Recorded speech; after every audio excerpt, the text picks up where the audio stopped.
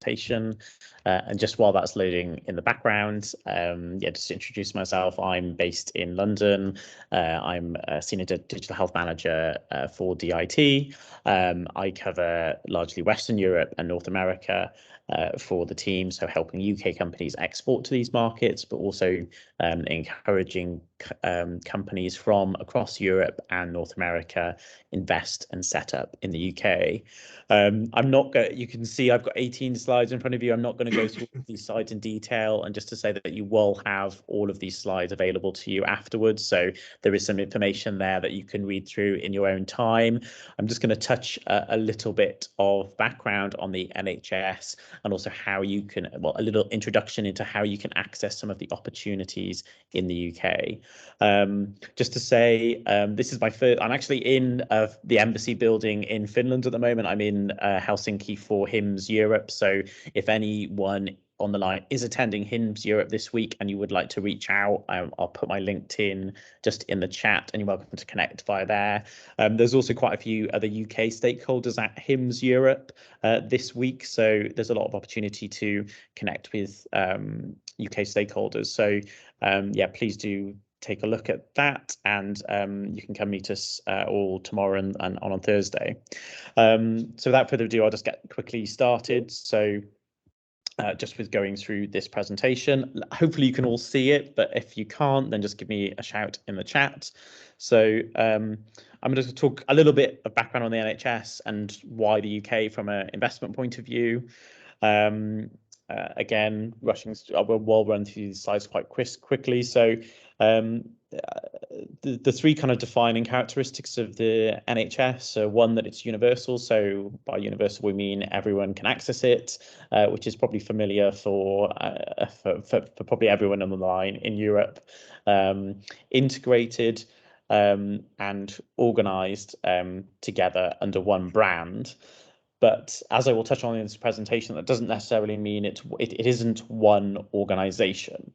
It is made up of thousands of different organisations, all working together to provide healthcare to the UK population.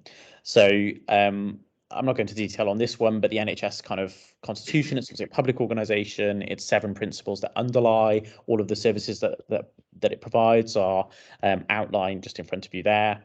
And some big statistics about the NHS itself. It's obviously a huge organisation. So 1 million, and this is back in 2018. So largely this will have increased since then. And in 2018, with the 70th anniversary of the NHS, so 1 million patients are handled every 36 hours. It's sometimes said that the NHS is the British people's national religion. So 77% of people think the NHS is crucial to British society. So it's very fondly thought of among the population.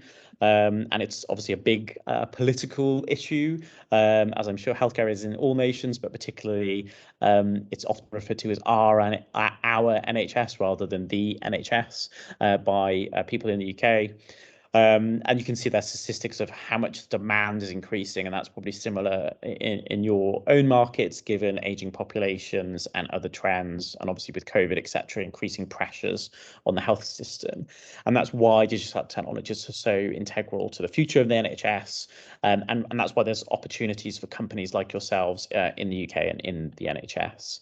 So just giving you an idea of the scale of the NHS, 1.2 million staff. It's one of the biggest employees in the world, I think, after organizations like the People's Liberation Army in China. So it's a huge organization, as I mentioned, or a huge set of organizations. As I mentioned, it's just not one big organization. It's made up of 15,000 plus different organizations.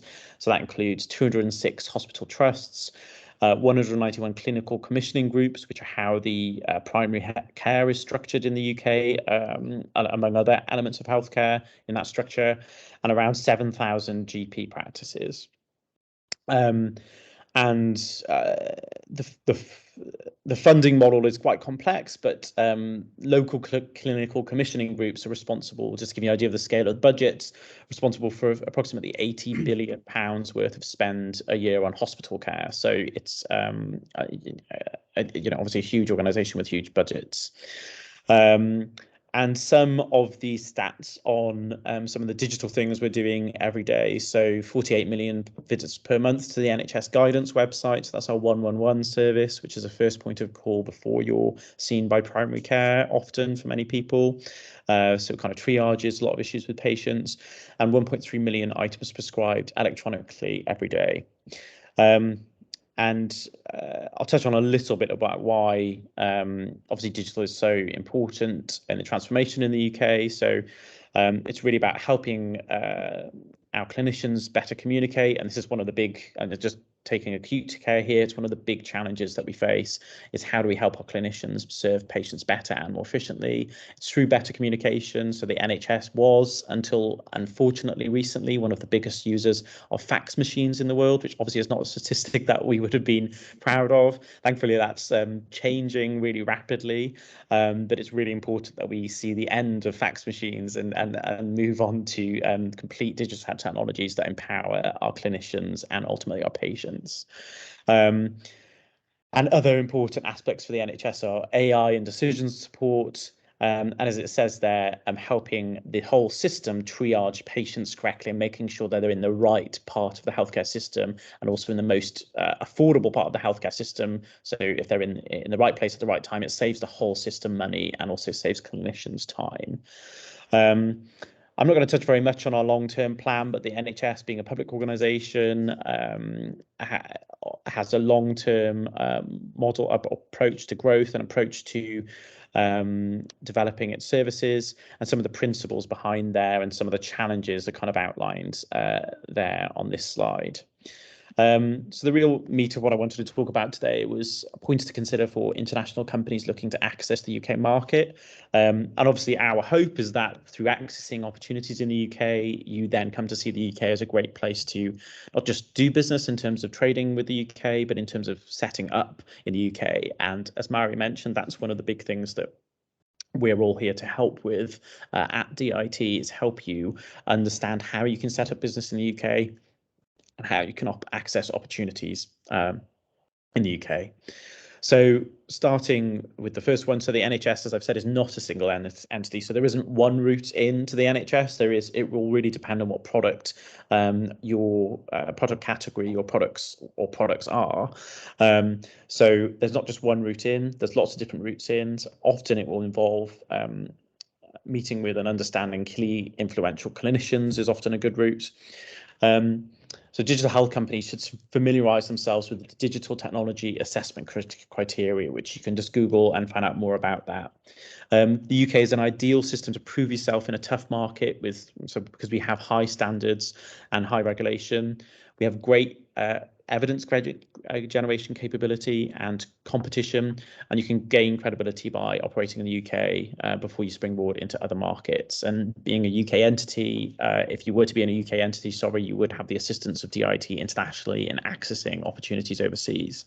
And I just want to touch on very briefly something that we do support UK exporting companies with help accessing opportunities overseas, and we've done that by identifying over 100 UK health tech or digital health startups. I've just put that link below. You can have a look at that. So there's a really great ecosystem in the UK of digital health startups. As with all markets, you should expect to tailor yourself and your products to local needs.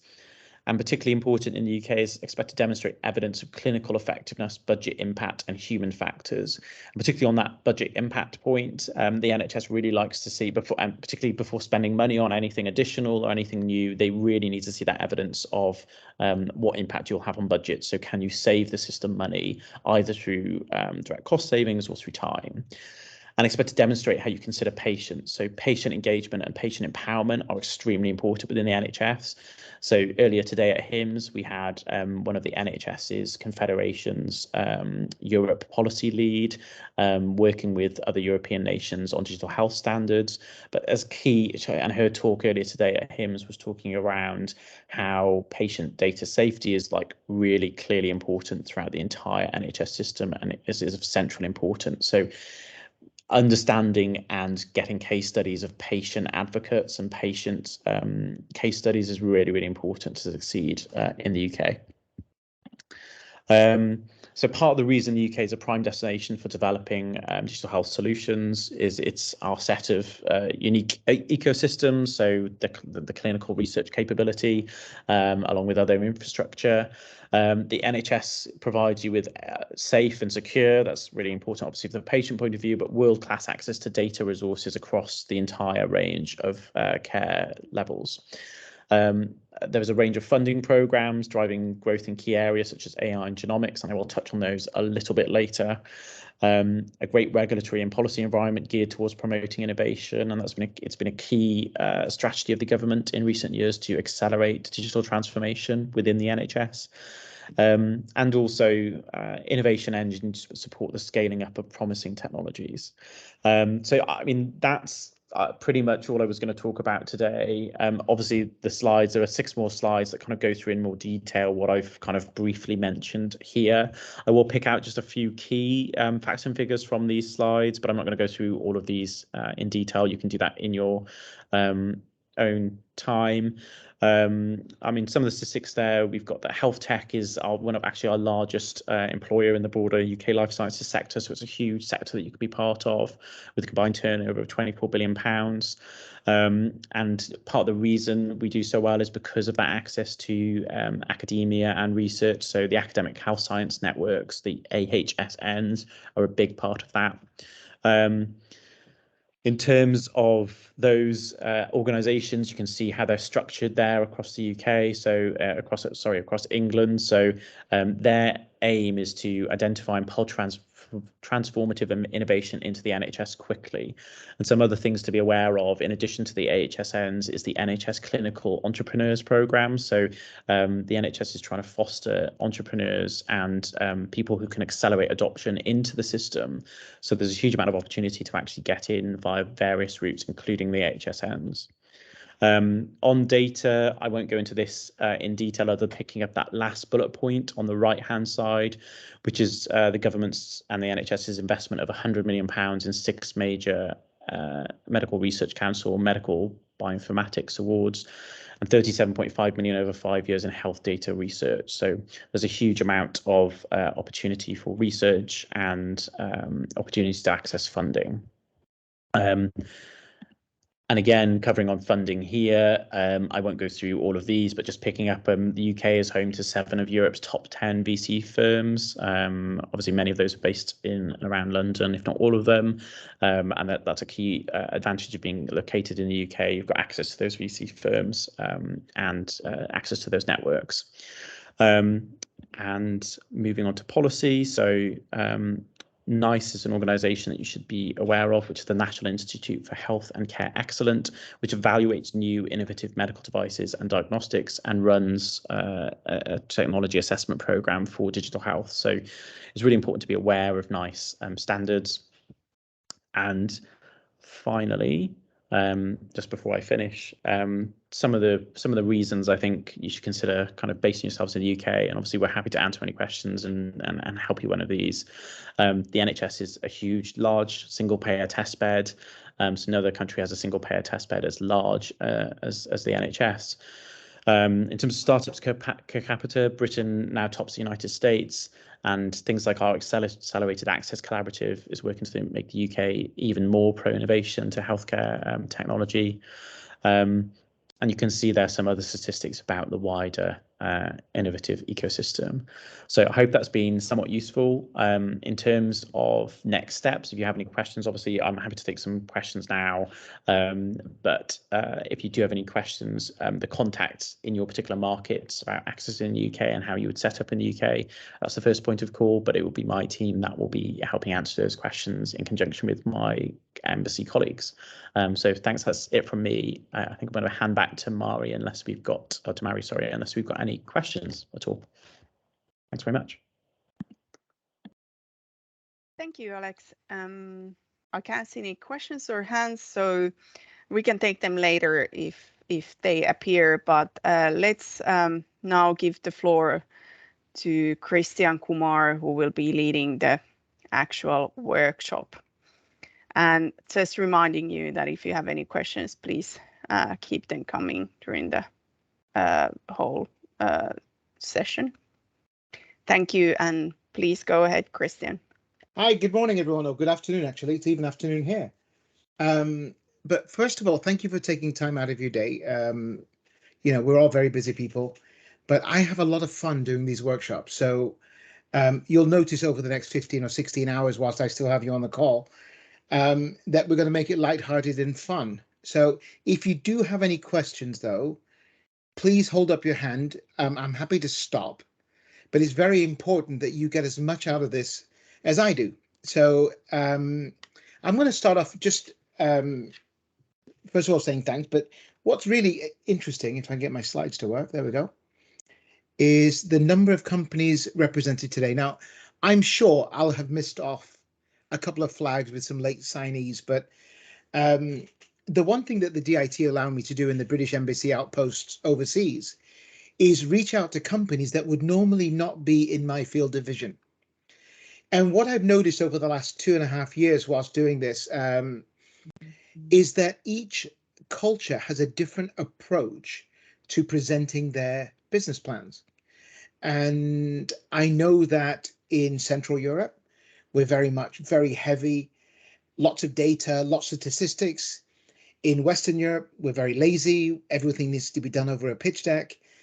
And then if you look at the Central and Eastern European region, you flow all the way out to sort of Israel and beyond, and you have a hybrid of both. So today we're going to talk about what I believe to be the perfect pitch. Now, most of you are here because you are looking to raise capital, get access to the NHS.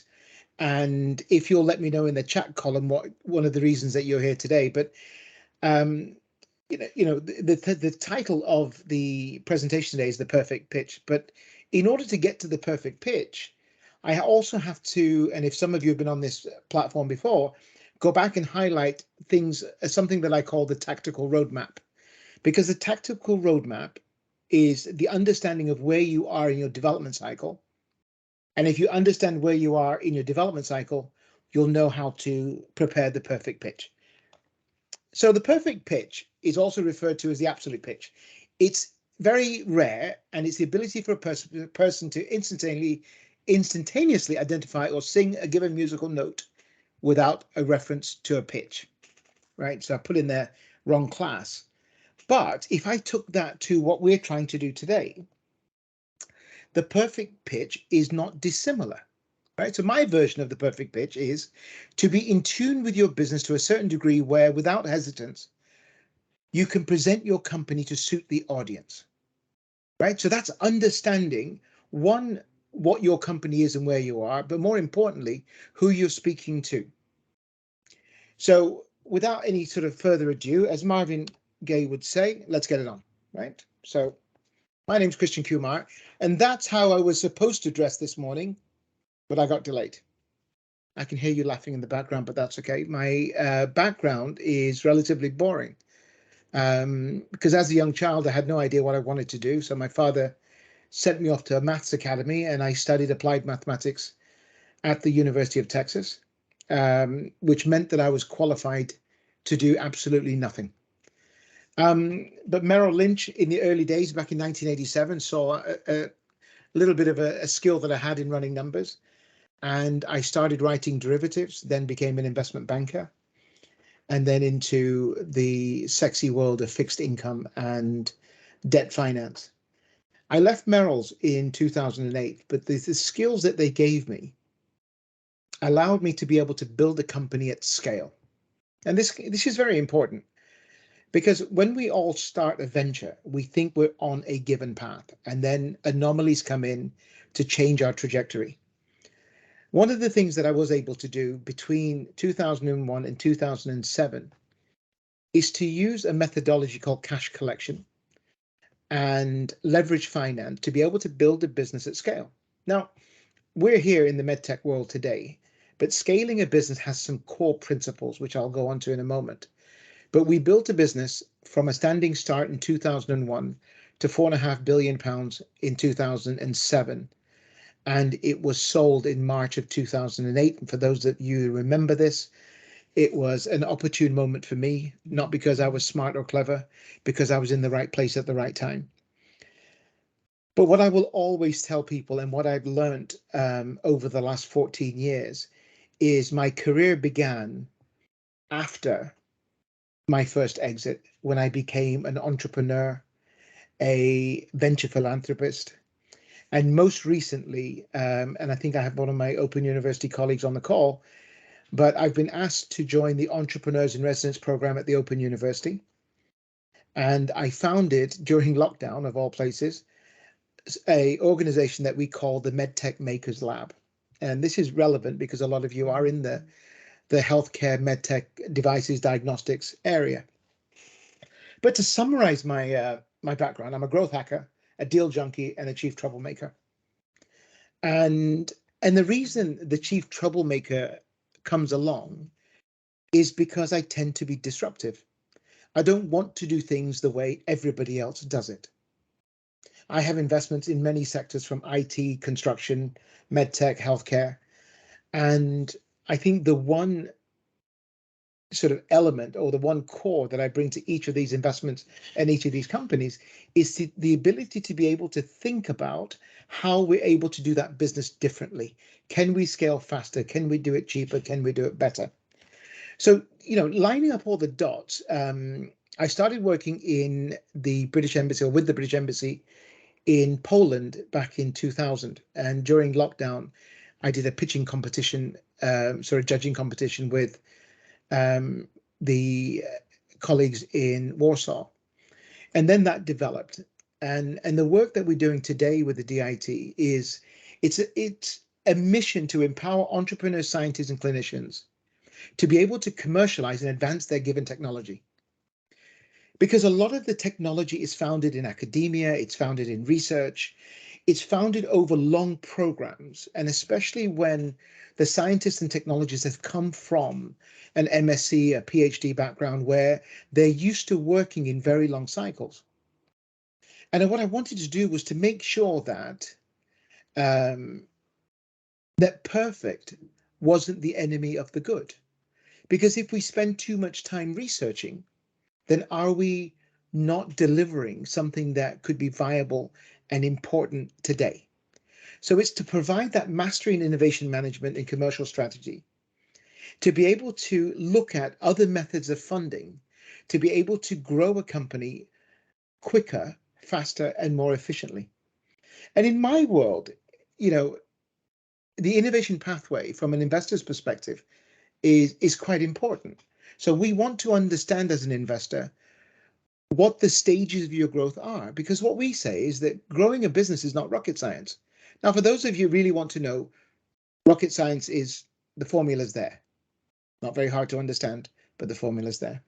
I know inside you're laughing, but I can't hear you. Or can I see you? So I'm just going to take that you're all having a bit of a chuckle.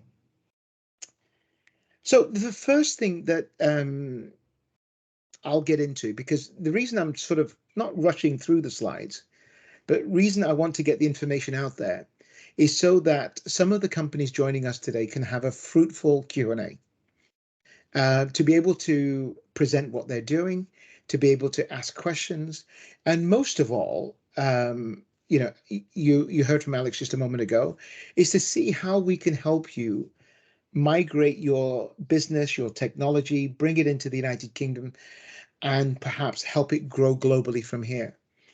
Now, just before the session started, I was quite happy that we've, at the moment, have 6 investments that we've done over the last 12 months, 5 of which have come from overseas.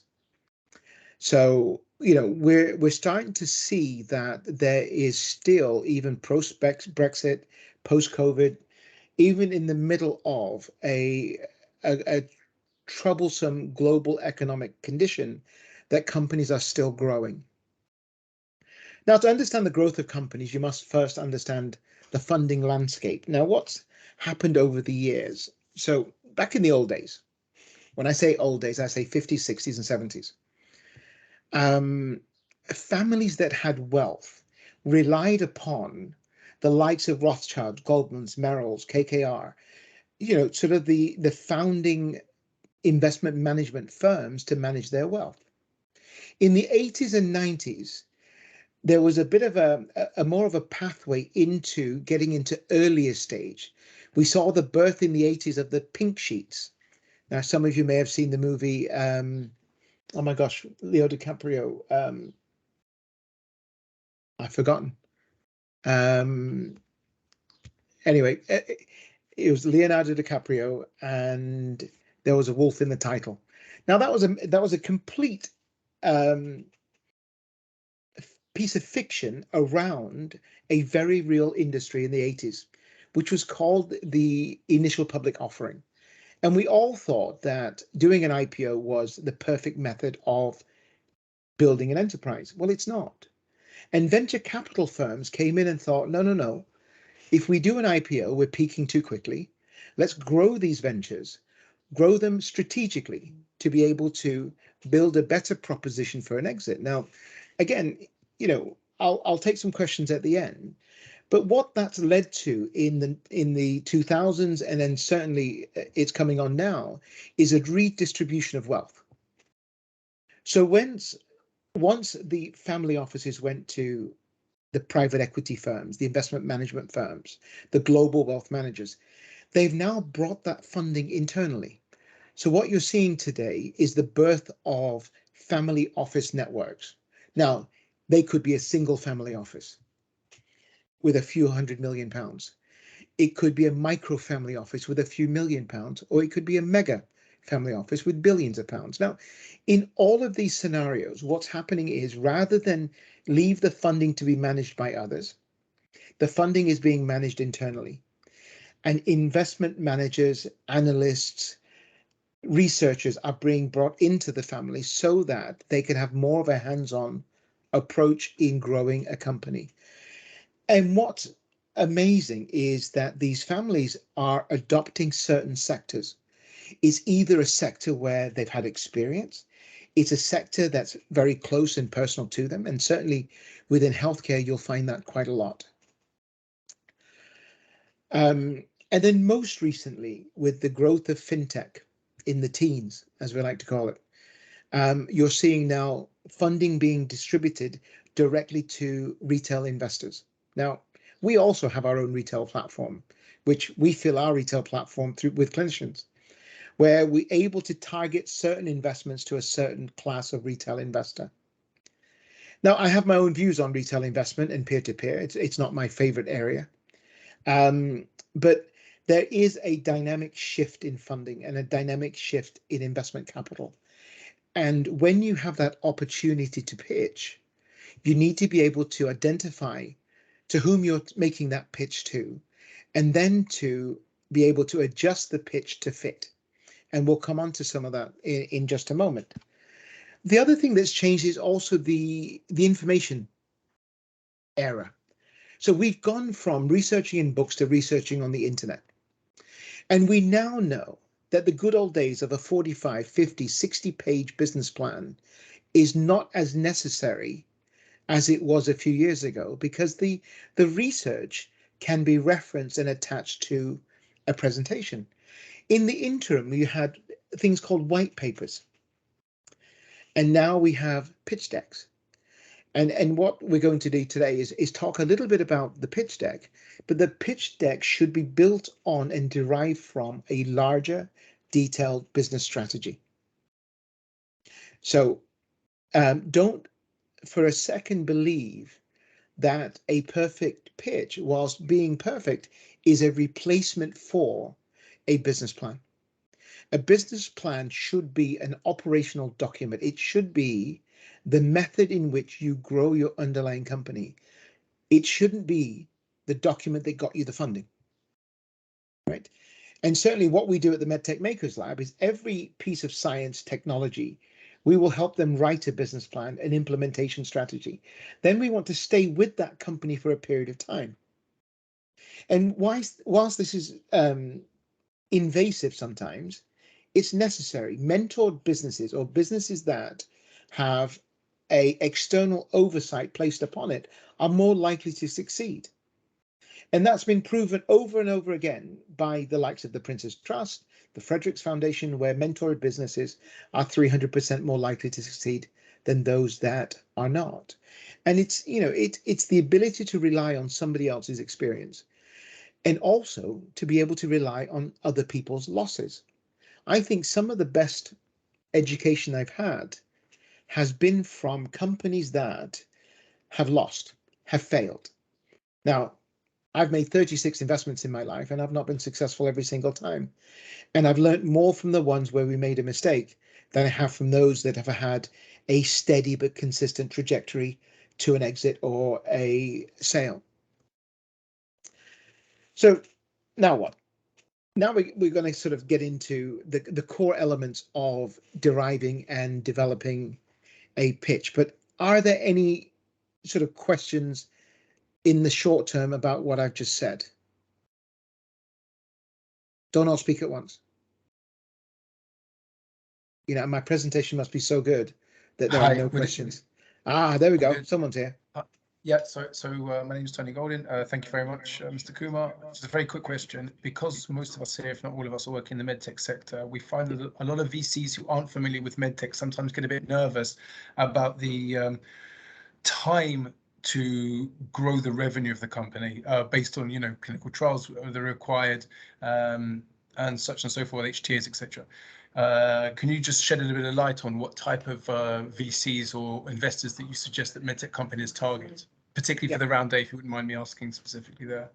So which round? Round A, Series A. Yeah, yes. Personally, that's more interesting to me, but I'm not sure about the others in the group. No, that's fine. I'm going to address it in a little bit more detail, but just on that note, we have this sort of alphabet of fundraising that's been going on for years. So we call it the triple F, the friends, family, and fools. So then once you've blitzed all of their bank accounts, you then go to possibly a pre-seed round because you're not quite sure where the product's going to land, what the valuation might be. Then you go to a seed round. Then you realize that the seed round, you've run out of money because it wasn't budgeted very well. Then you get to the pre-A, the A, the B, the C, the D, the E, the F. And this is a recipe for disaster. Because by the time you get to a post-Series A, if you haven't laid the commercialization building blocks, you may have to go back out for more money.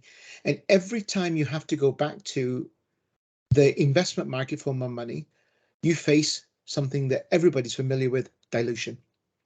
So what I'm going to talk about I normally talk about this in our venture capital mini series, but I'll touch on just for your benefit a little bit about how to protect dilution going forward. Now, that was a long explanation. The short explanation is you need to present the business to the investors in phases, especially in the world of medical tech or where there's clinical trials, product evaluation, and make sure that the investor understands the route to market and the commercialization strategy underneath. Now, there's no reason why you can't be developing a business whilst you're undertaking a clinical trial. And I'll give you an example of that with a company that we're working with from Estonia. But I'll come back to that. But you know, what we're getting to, and some of this will come clear as I go through the next sort of 10 or 11 slides. Now, I don't have a huge, big, fat slide deck. What I have is lots of pictures to prompt discussions. But the core elements of your business is very, very important. Now, I didn't develop this. I didn't develop the NABC. It was developed by the Stanford Research Institute in the 90s. And it was, how do you best encapsulate your business and what 4 core elements are very, very important to an investor, right? So we're all in the medtech, health tech world. So the first thing I want to know before I get into the due diligence of the technology is, who are you servicing? What is the need in the market? That's first and foremost, because you've seen this through your peers, through academia. You've seen people create amazing technology that has no marketplace. Unfortunately, I did a workshop at the British Embassy in Prague last summer. And one of the scientists, and I won't mention the company nor the sector, but the scientist had developed the most amazing solution to a very, very small problem. And because of that, it capped the size of the market. And because of that, it wasn't attractive to an investor. So the first thing the investors are going to want to know is the need. Who does it service? How does it service? What's the patient benefit? What's the healthcare system benefit? So, you know, be able to address the need of the market, the size, the quantum, why you're there. The second part is then what makes you different, because the need that you've just addressed might be resolved by either incumbent technology or technology that can be readily deployed by your competition. So what makes your approach unique? Is it better? Does it have better patient outcomes? Is it cheaper? Does it serve the payer better by making things more efficient? One of the big issues we have in the NHS at the moment is traffic. Not just the traffic in the Milton Keynes Hospital car park. I'm talking about traffic, patient traffic into every aspect of the NHS. So one of the key investment targets that we had was, could we create solutions to reduce the frequency of visits to a healthcare facility? And if you think of the last 6 investments, 3 of them address that need. So what makes your approach different? What makes it unique? And then how have you protected that approach? So now, in the first 2 boxes, you told me the size of the market, who it addresses. Now, remember, the investor's not always technical. The initial pitch might be to an investment director or a chief investment officer. They won't be the guys doing the technical due diligence. So it's very important that when you present your pitch, you present it in a form where it's easily understandable. Make sense? And the approach then is, this is the need that we have. This is our approach to resolving that need. And this is why we're better than some of the others. So who does it benefit? That's also equally as important as your approach. Because the third element now says, I've identified the need, I've developed a solution, and this is why people will use my solution. Right? Very, very simple. So these initial pitch decks to investors can't be very long, because you have the attention span of about 12 minutes before people start looking at their phone. They're looking out the window and going, boy, it's a sunny day, I can have to be outside. And finally, the competition is not people that do what you do, right? The biggest competition to new technology deployment is apathy. Why do I need it? Is it going to be heavy to implement? Oh, we've already resolved this problem somewhere else.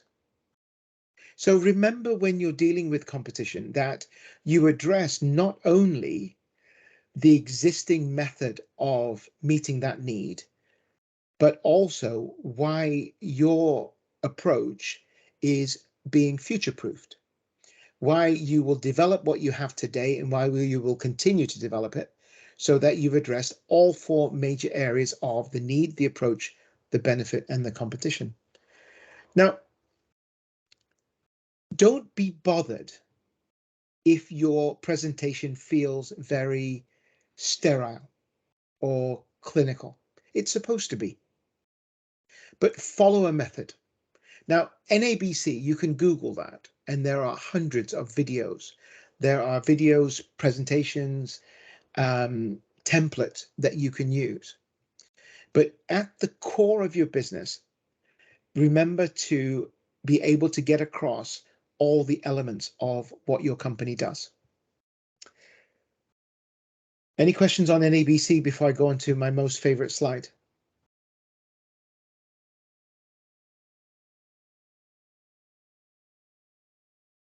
Nope. Okay. My favorite slide, and I talk about this slide a lot, because it covers so many sins.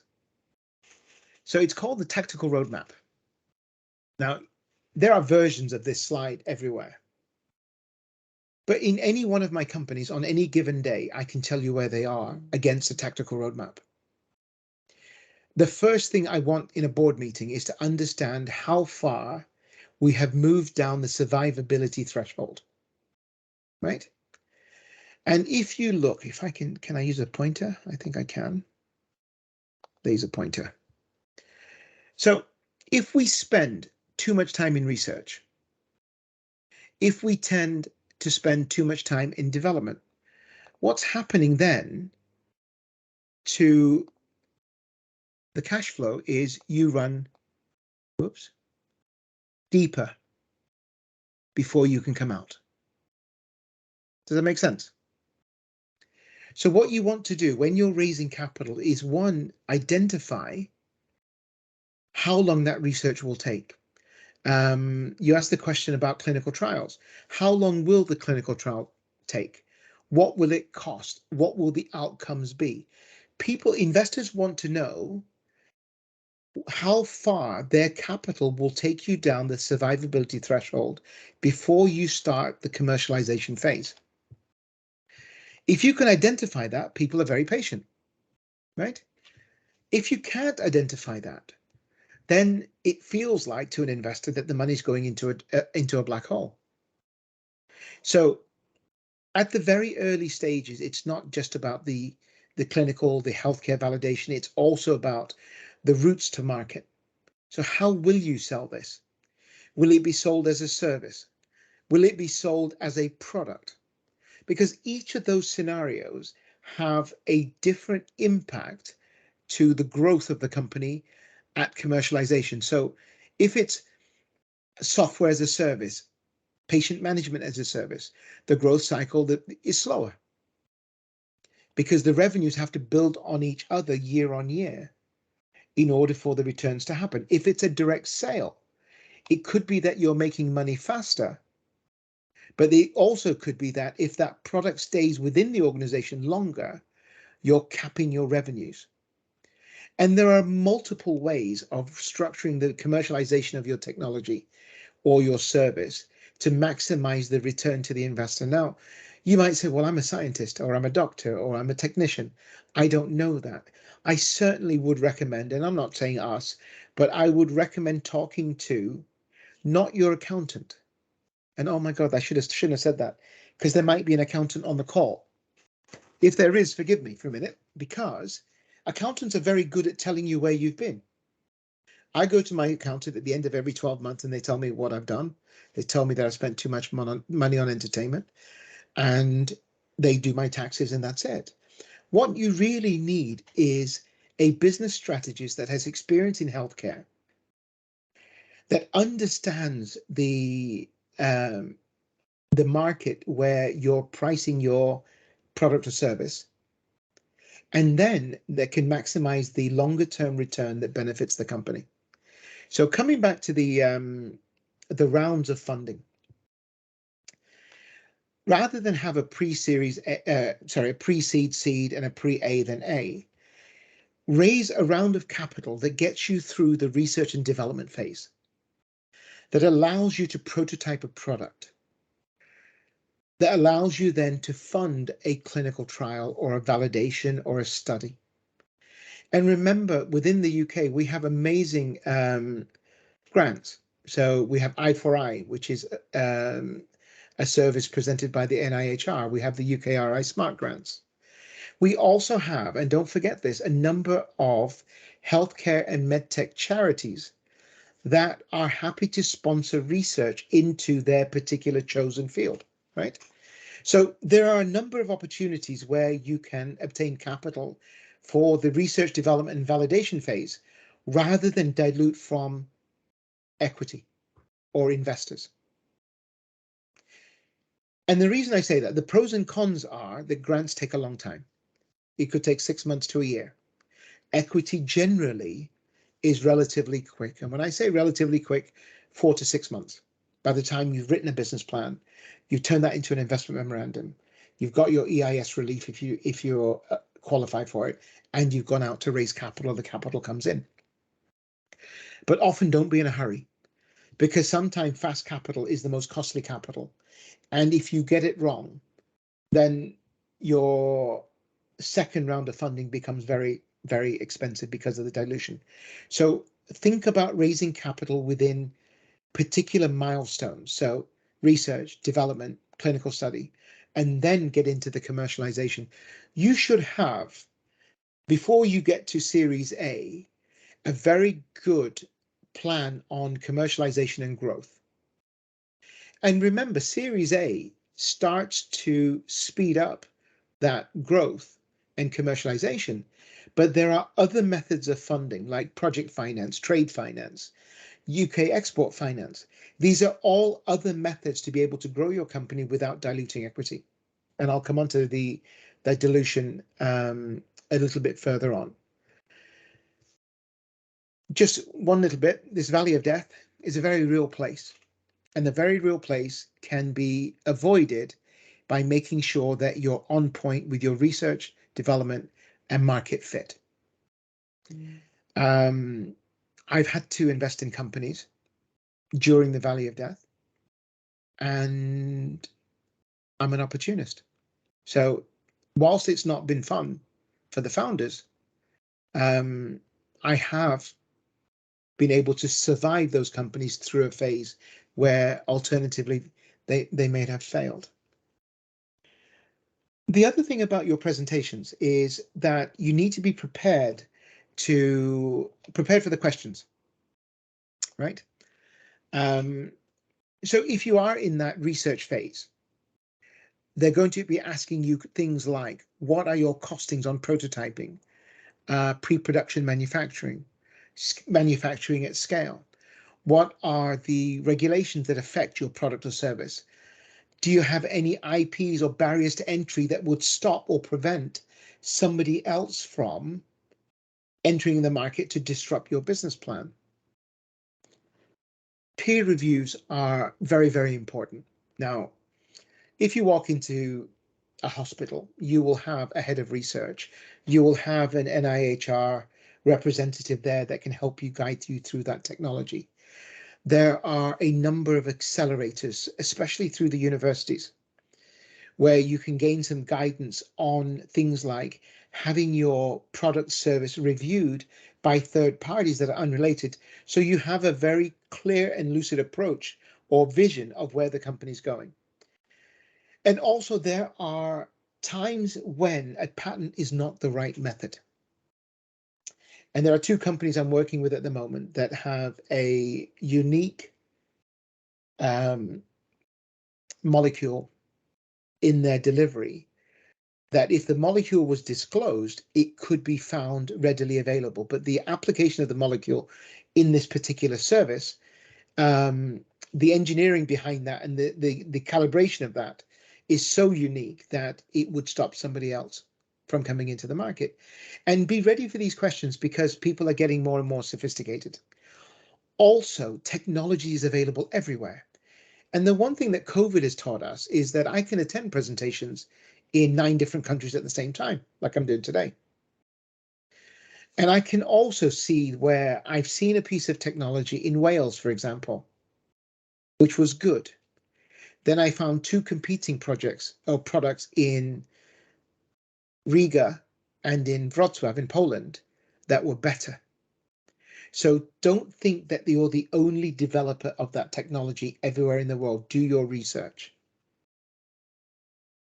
The other things that need to be included into your presentation is, why do you need the capital? Why are you presenting? Oops.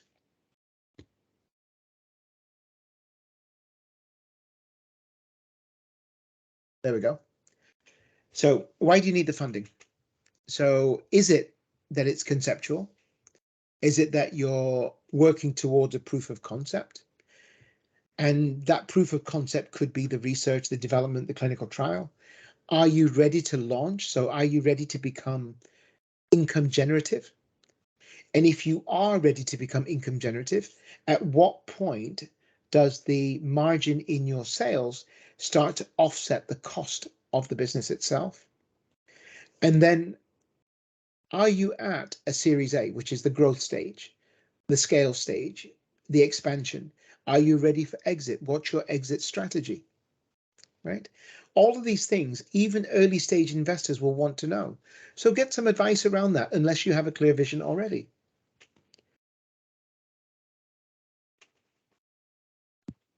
There we go, that worked. And then there are many methods of funding, right? We've talked about the friends, family, and fools. We've talked about equity. We've talked a little bit about grants. But But when you're scaling a company, it's very important that you use other methods to stop the dilution of your own equity in the business. There is an amazing piece of technology in Hungary, and the angel investor that helped them with their initial research, the technology, now is in control of 70% of the shares. The company now is available to, the technology is now available to use in 3 hospitals in Hungary, 1 in Croatia. And unfortunately, for the company to grow, it needs to bring on additional capital. But because the technology, even though the technology works and the key individuals are perfect, the technologist this is, for me, the investment doesn't work. And the investment doesn't work because ultimately the 2 founders that now own 15% each, with my next round of funding, would be down to 6%. If something goes wrong or they develop something new, their allegiance won't be to this company because it will be controlled by external investors that are typically not adding any value. My recommendation to this particular company was to file bankruptcy, unless they can get the existing shareholder to write off his equity, to place his equity at a small, modest return in order to help the company grow. So there is a minefield of draconian clauses that are written in shareholder agreements that you need to be aware of. There's an organization set up by the United Nations called the PRI scheme, the Principles for Responsible Investment.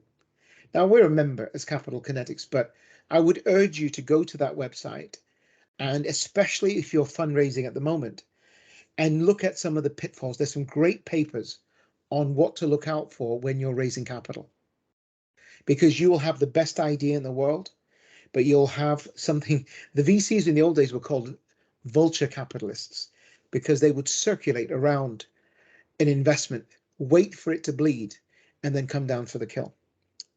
Now, I had no part of that whatsoever in my career. I can see you all smiling.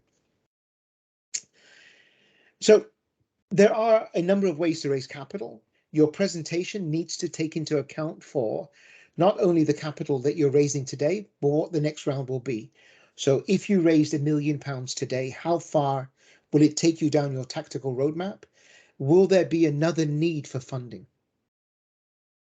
And this, again, is very, very important, because if there is a secondary need, you want to tag along or drag along the initial investor.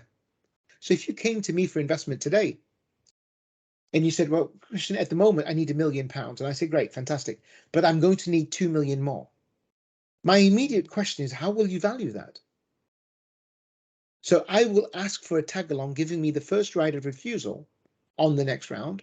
You can also make this a drag along, meaning that you will pull or get the investor to commit to a certain percentage of the next round if you've identified how big or how large that round is, right? So we're getting away from the old school round by round of dilution. And that old school round by round is that of each time you raise capital, you're having to give up shares. You're not only diluting you as a principal or as, the founder, you're also diluting your existing investors. So there are advantages because you can scale, or the next round valuation is somewhat in your control. But if you haven't got that, or there's a delay in your research, a delay in a clinical study that has to then be redone, the disadvantage is that you might have to take on what I call expensive capital. So a capital deployment strategy is something called a sidecar and call options. Now I'm going to touch on this just very, very quickly. A sidecar is when you've asked for that £1 million, knowing that you're going to raise 2 million in the future at a certain milestone. So you would ask your existing investors to put aside money in a sidecar, knowing that you may need to call it in at any given stage, or you may need it for the next round, right? If you do get a brutal investor and he says, look, I'm not worried about this, but I want 50, 60% control. Then there's a method called a call option, a derivative. Now, derivative is used commonly in exchange traded commodities, but it can also be used with founders of companies. Because what you can say to me as the investor is, Christian, I'm happy to give you the 60% that you're looking for. It's not what we want, but I can understand why you want it. You want it because you're unsure of whether we will meet our research, development, clinical trial on time and the results will be right. So I'll give you the 60%, but if we are right, I want to reserve the right. That's to call the shares back. So I reserve the right in my call option to claw back the shares for the people that are the founders, the developers, and because we have de-risked you at that point. So there are lots of little strategies that you want to use. Now, I'm not saying put this in your pitch deck. What I'm saying is be aware of this when you're making your presentation, because what you'll want at the end of that presentation is everyone's head doing this. And what you want to be able to do is close them right there and then. If there are 4 or 5 or 6 or 10 or 20 people in the room, you want to get them to hold their hand up and commit. That psychological commitment says, are there any questions in this room that would prevent you from making an investment in my company? Are there any questions that you have not had answered that I can answer at the moment that would allow me to arrange a second meeting with you, right? So these are just little tiny strategies that you can implement in your pitch, because remember, you've got 12 minutes to get their attention. And when do you look at what we call secured business finance? Now, that's a whole session all by itself. But in your presentations, make sure that you've got your NABC, that you've talked about the intellectual property, you've talked about the founders and their experience. But then the one thing that most presentations miss is finance. Most of the time, even today, people that have come to my workshop and come back to me with a pitch deck, they forget numbers. Cash flow, cash flow, cash flow, cash flow, right? At what point does the business run out of cash? Where has it taken you down the tactical roadmap, right? So you saw that early on. Because as an investor, I need to know when you will run out of money, where you're going to spend the money on, and what your peak cash requirement is, so that I can go back to that plan and say, right, I know that my £1 million will get them to a clinical trial. And the NIHR grant, or the UK Smart Grant, or I4I, or any number of other funders might be funding a portion or the entire clinical study. So I know now that my early days investment is going to carry it through a validation process. And if it doesn't, then I need to know who or how that next step will be funded. And the numbers need to be there.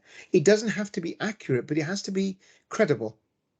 You can't just raise £2.5 million on a £10 million valuation because you think you need £2.5 million. Because on that slide deck, I'll be saying, right, I see the £2.5 million. Where are you going to spend that? And what have you done to budget this, right? So nobody's trying to be brutal. We're all trying to extract out of that pitch the information that we need. So just because it's on the slide, that doesn't mean it addresses all the questions. So what we want you to do is be prepared when you're making the pitch to be able to look at and answer typical investor questions. The other question that you'll always get, especially if you come to me, what's the business worth?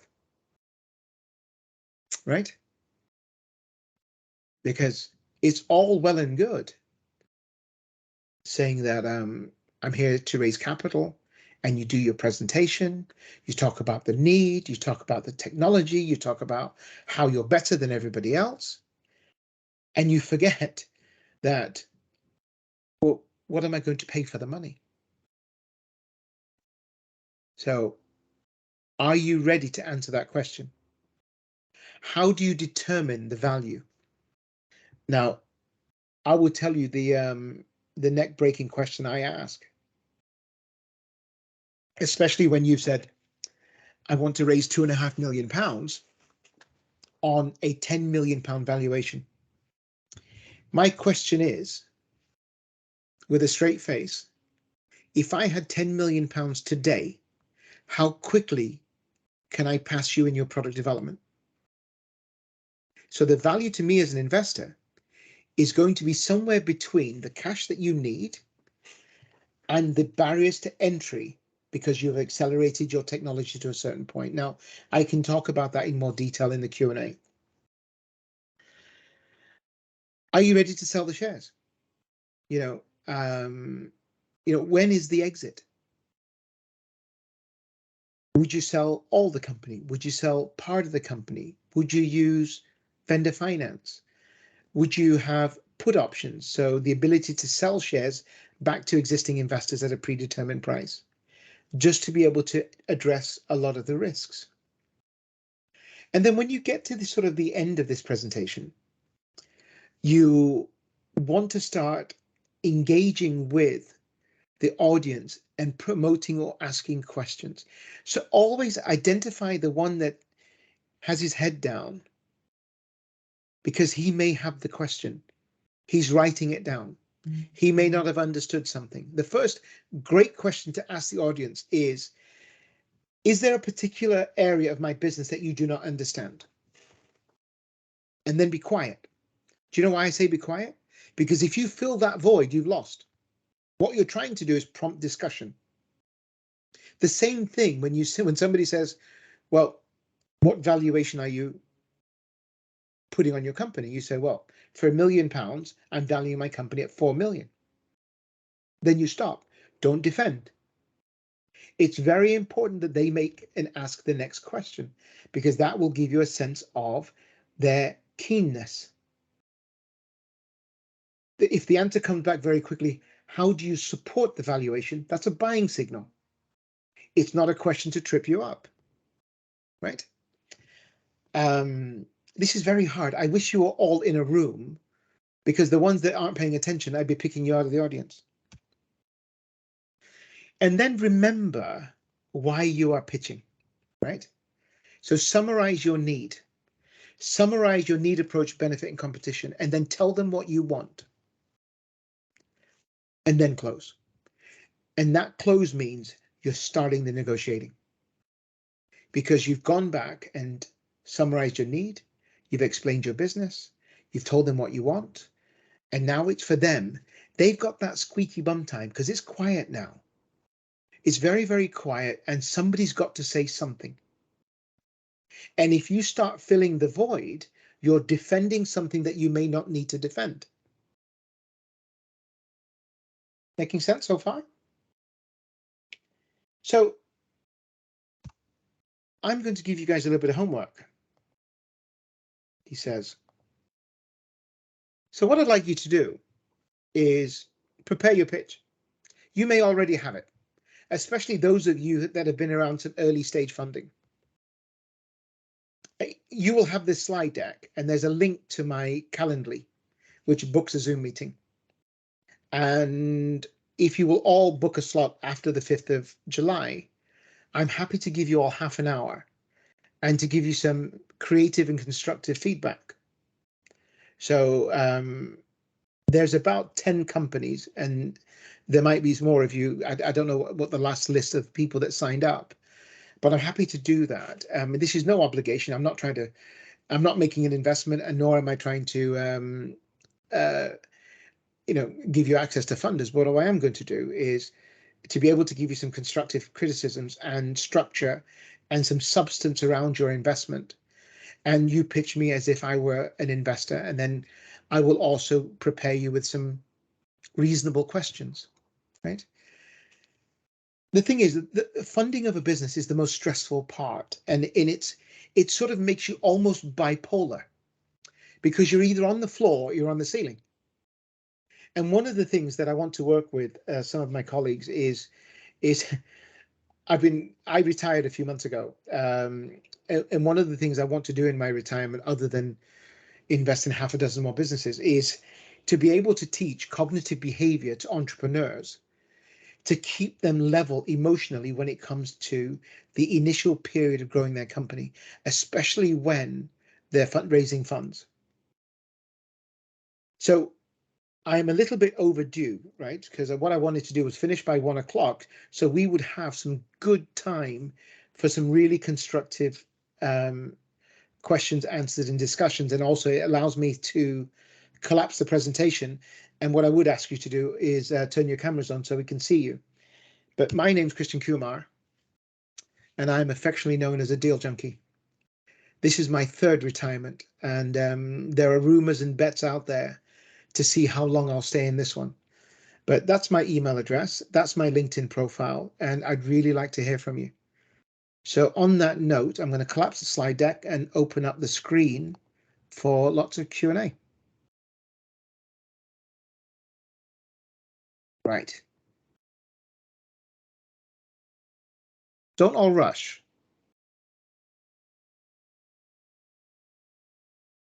There's someone that had to leave, but that's okay. I see that in the chat. Either you've all gone to sleep. There we go. Hello, Terry. You're muted, my friend. Terry, you're muted. Yeah, sorry. Yeah. I want to thank you for your presentation. I don't have any specific questions for you right now, but I don't want you to interpret that as the fact that I'm not grateful and I didn't learn a lot. I did. So just to get the shine off the new ball before somebody else speaks. Yeah, thank you very much. Guys, anyone else? If you're a little bit shy, Tony, you're right. Wolf of Wall Street was the movie. You're welcome to put the questions in the chat as well. This is a tough audience, I tell you. Alexander Johansson.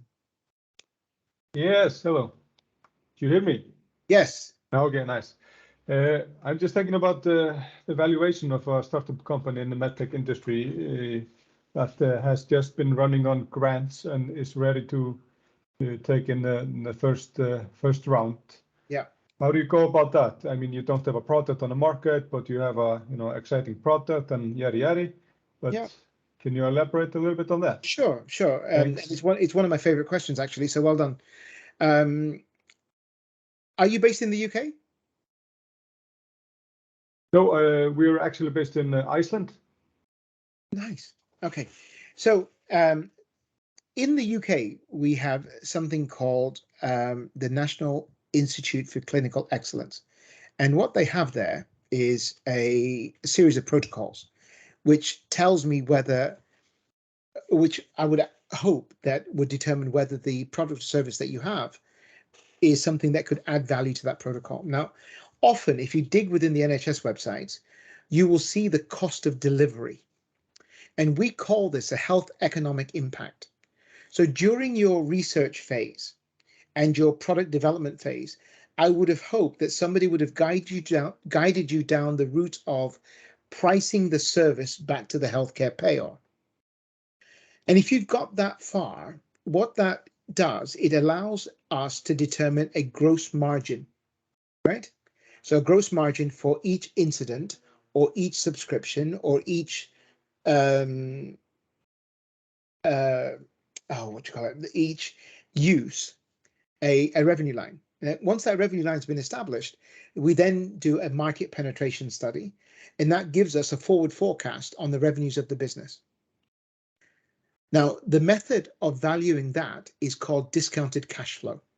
So we're looking at the likelihood of meeting certain revenues over a period of time and discounting that cash flow to day one or the day the investment's required.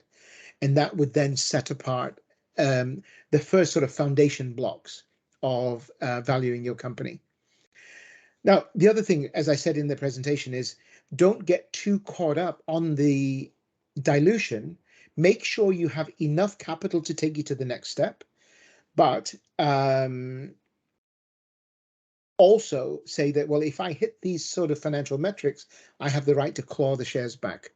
So there are a number of methods of either valuing the intellectual property or taking on the capital and deferring the valuation to a time in the future where you're further developed. I hope that answers your question. Alexander, you've got your hand up. Yep, sorry, raise it down. Thanks for the question. Okay. For the answer. And again, you're welcome to sort of email me, and if you have a specific question, I'm happy to take them on at another time. There's a couple of people that had to go. That's okay. Anybody else?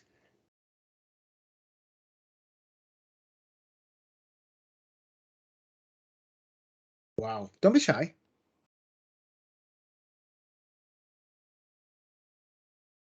Anton, is it possible and rational to get funding before getting certification of medical usage? Absolutely. So this is the whole reason seed investment or early stage venture capital or private equity works, is if you have a project, right? And I'm in the middle of one at the moment where they have developed the software, they don't have it certified for medical use, and that's a part of the next round of funding. But they had funding early on through something in the UK that we call an enterprise investment scheme, which gives an investor a tax incentive to make an investment, knowing that it's at the higher risk of the spectrum.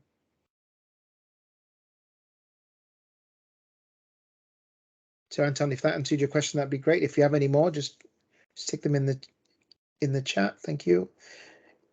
Andrew Russell had to leave. That's okay.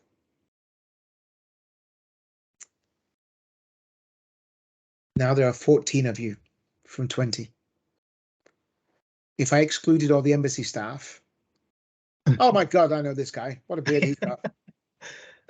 So just a quick one, just to maybe other people are thinking the same thing. So how would you know if a deal is structured right for you as a business? So if somebody coming, obviously there's these conversations that we have regularly with investors about getting their pound of flesh over and above yours. How would you know that that's a good deal for you?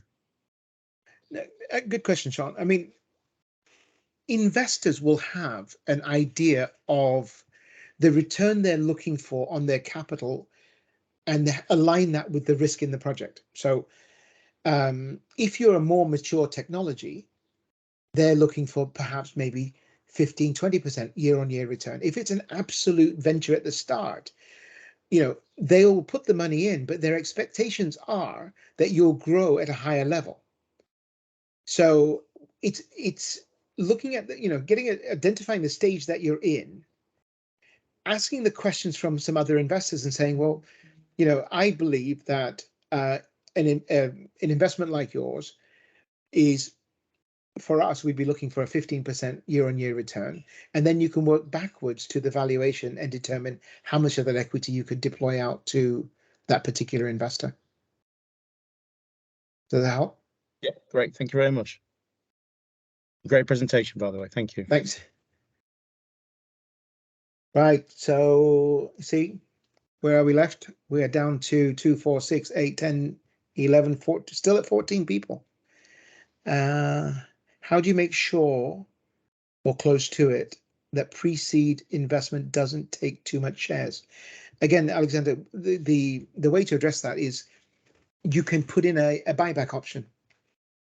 So you can either put very small amount of shares in the market, which might dissuade or might turn some investors off, or you can say that your plans for the next round are Y, and that's why we will offer you this much equity if you've got some clarity around that.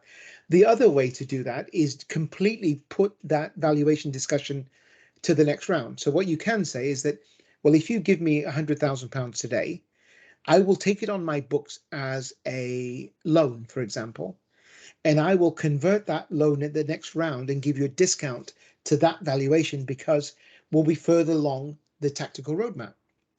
And you could give them a 50% discount to the next round, because if they've got faith in what you're saying and what you're selling, then they already know at the next round, they're going to be 100% up on value. So there's a number of ways to do that. One is a call option. The second is something called a convertible loan note, which is defers the valuation to the next round.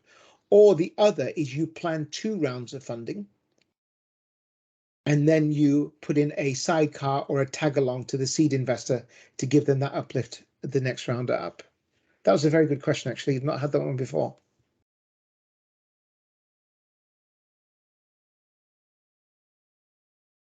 Okay, I'm still having fun with this. You guys need to just step up. That's what we need. Any questions from my DIT colleagues?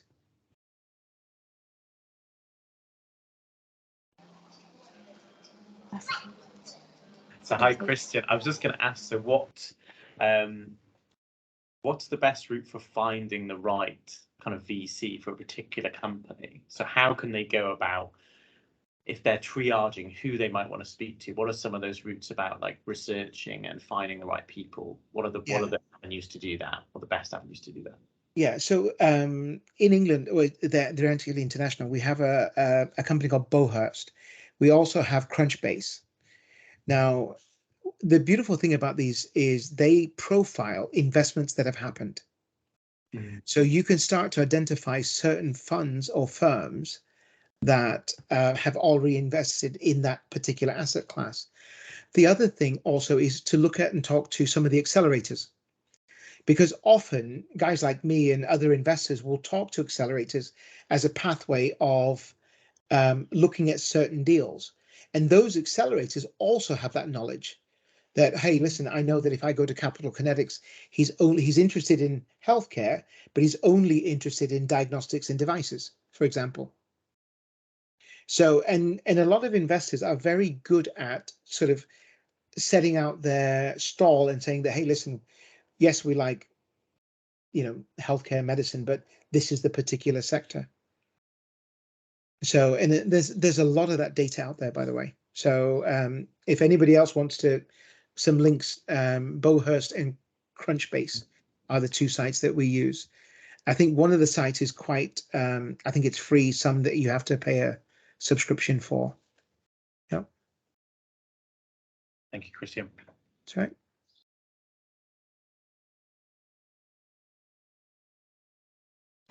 Right. Yeah. So hi, Hi, Jacqueline from Sweden here. Hi. Sorry, I joined late. I just arrived in Liverpool actually on a flight, so I apologise for that. I think I just wanted to say quickly that I've got a number of companies that weren't able to join today, but are very interested in the recording. So I'm thinking to sort of put forward as many questions as we can, even DIT colleagues, to do that, because the more things we get answered, then I think we'll get the most value out of something that we can then share with those contacts that weren't able to join the webinar today. Yeah. And we can always do a condensed version of it for those that missed it.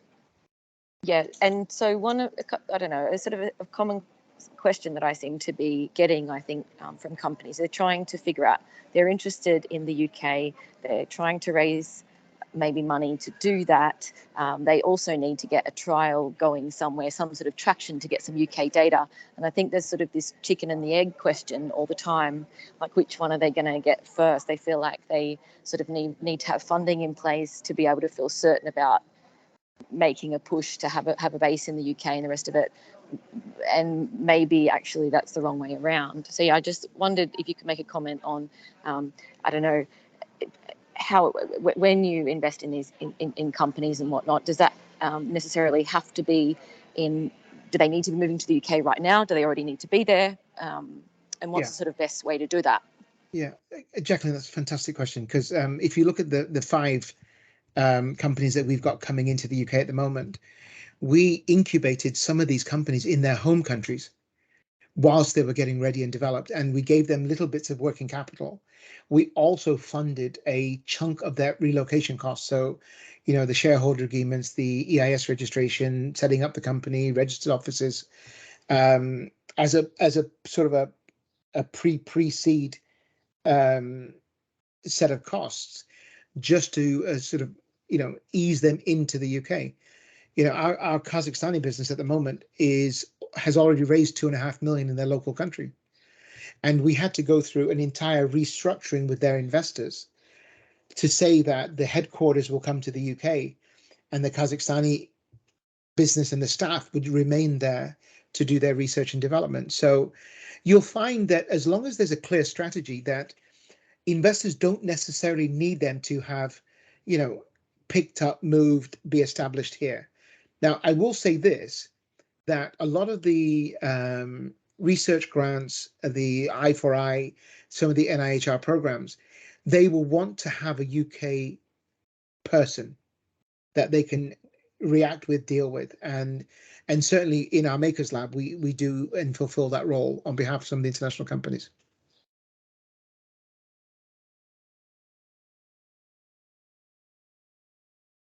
Okay, thanks. And I think maybe something else I was thinking about asking a comment on was this, I suppose, I don't know, a tendency particularly in the Nordics for early stage companies to go public too soon to sort of try and raise capital. Yeah, maybe just a few words on that, sort of why that can seem attractive and maybe what else you could do instead of that. Yeah, so guys, I mean, coming back to that Wolf of Wall Street, right? So in fact, a company that most of you DIT colleagues will know is a company called Trigo in Poland.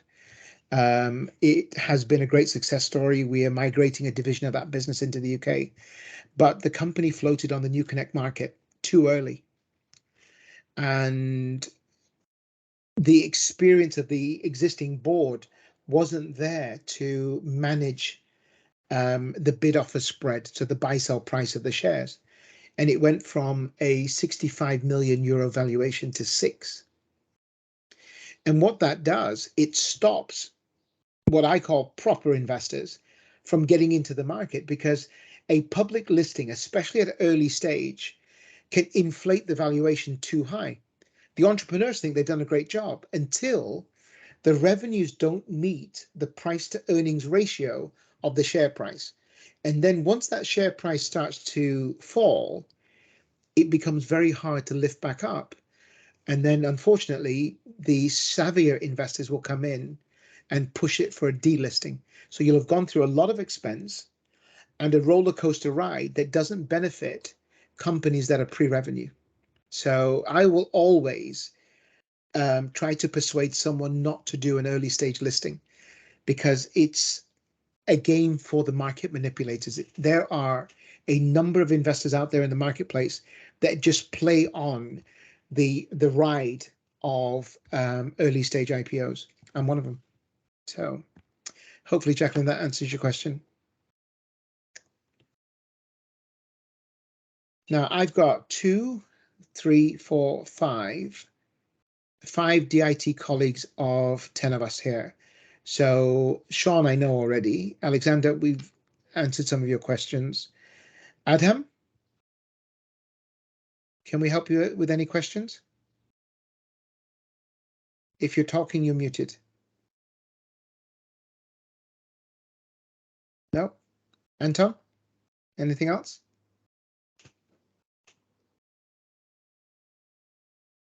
Right, so then I think, Mari, we could just follow up with an email to everyone, thanking them for attending. Yes. Yes. So, The slide deck can go out.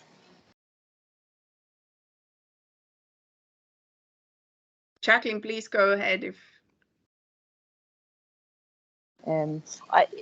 So I think thanks very much everyone for joining today. Obviously a number of people have had to jump off. I think this is like a really, really busy week for a lot of people.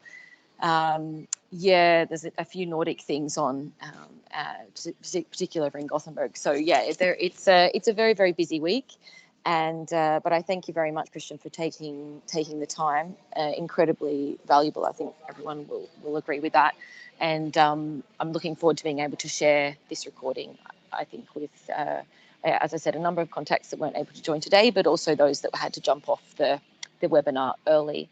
And so I think we'll be sending out a follow-up email, and thanks, Christian, for offering generously to be able to provide one-to-one feedback to any companies looking for that.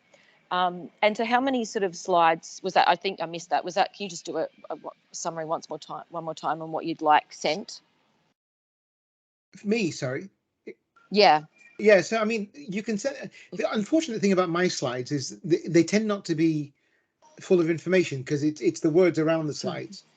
Sorry. I was meaning, what would you like from companies? Oh yeah, so what I've asked them to do is just send their pitch decks in, you know, right. And then they do you can want that to present be 5 slides or 10?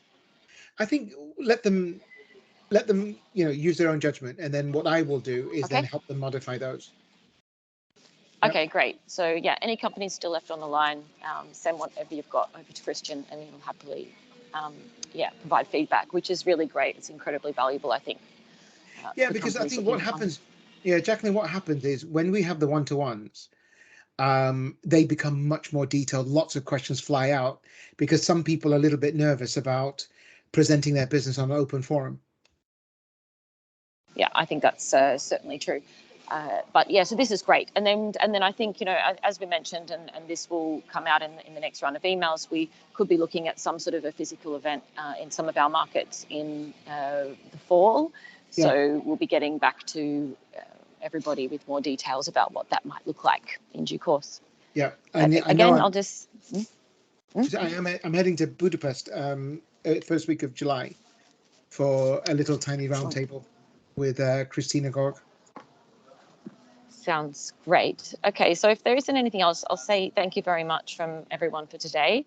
Great. And look forward to catching up with everybody afterwards. All right, take care. Thanks, guys. Okay, thanks very much. Good afternoon. Bye-bye. Christian. Thanks. Thank Bye. you.